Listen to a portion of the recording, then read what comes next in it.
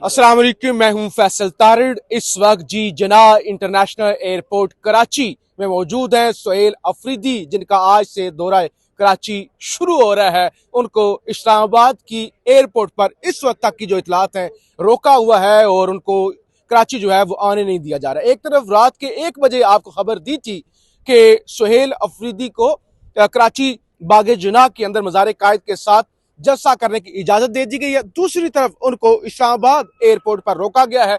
अभी इतलात यह कि शायद किसी दूसरे जहाज पर उनको आने की इजाजत दी जाए। इस वक्त पीछे एयरपोर्ट आपको नजर आ रहा है, सैकड़ों लोग खड़े हुए हैं। एयरपोर्ट से बाहर जो है वो भी कारकुनान ने झंडे पकड़े हुए हैं। और ज़ाहिर है, आपको पता है एयरपोर्ट का एक प्रोटोकॉल होता है, सिक्योरिटी होती है, तो काफी चेकिंग करती है। लेकिन जो एयरपोर्ट से बाहर मेन रोड है, उस रोड का जाहिर हमें नहीं पता, हम इस्लामाबाद से आए हैं। वहां पर बड़ी तादाद के अंदर वर्कर ही वर्कर दोनों तरफ जो है वो खड़े हुए। पीछे भी एक बड़ी तादाद है।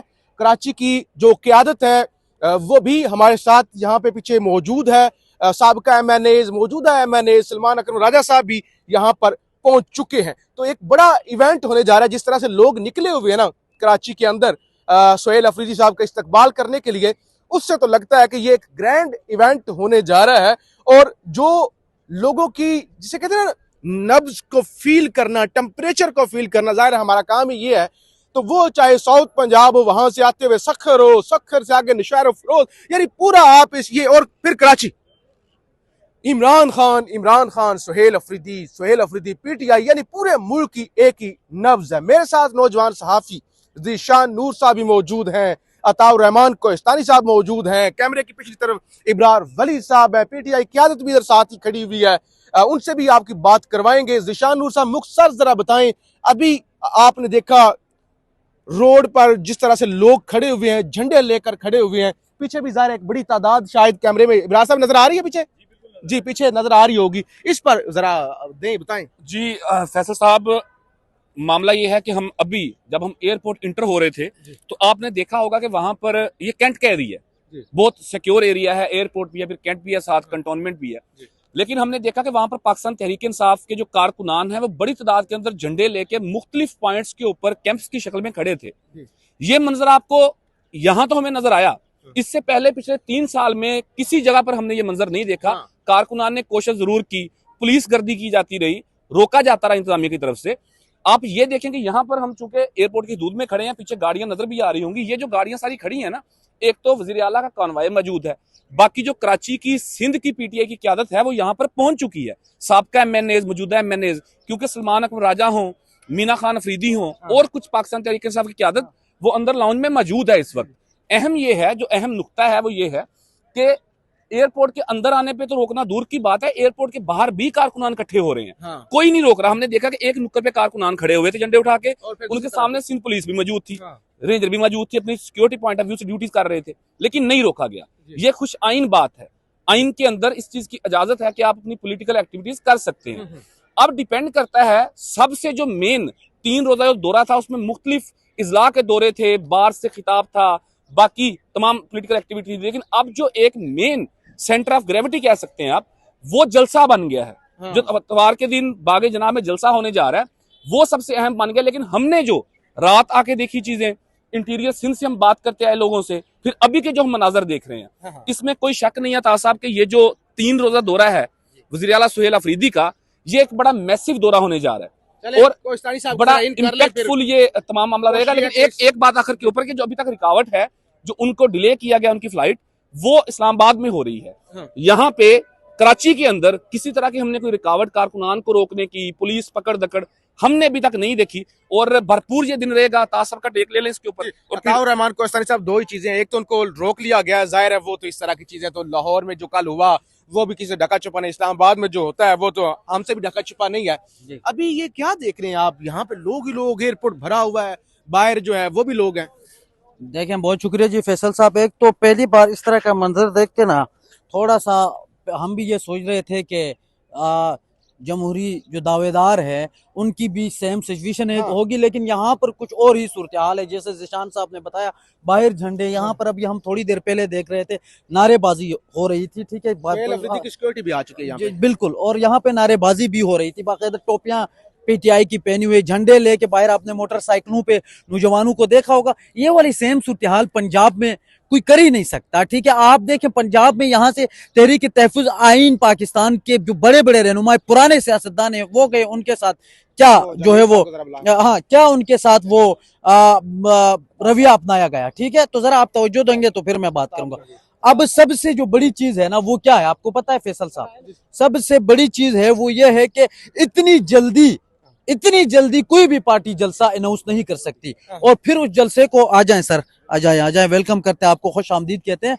तो इतनी जल्दी कोई भी पार्टी जलसा अनाउंस करके दिखाए और उसको फिर जलसे को कामयाब करके दिखाएं। आप कल देखें, अगर ये रुकावटें खड़ी नहीं करते और सड़कें बंद नहीं करते, एक तो पहले से आके बोल लेते हैं ना कि जी हम रुकावटें खड़े नहीं करेंगे, हम वेलकम करते हैं, लेकिन उसके मुकाबले में देखना होगा, ये सर आपको मतलब बेहतर बता सकेंगे। लेकिन इतनी जल्दी कोई भी पार्टी जलसा अनाउंस नहीं कर सकती।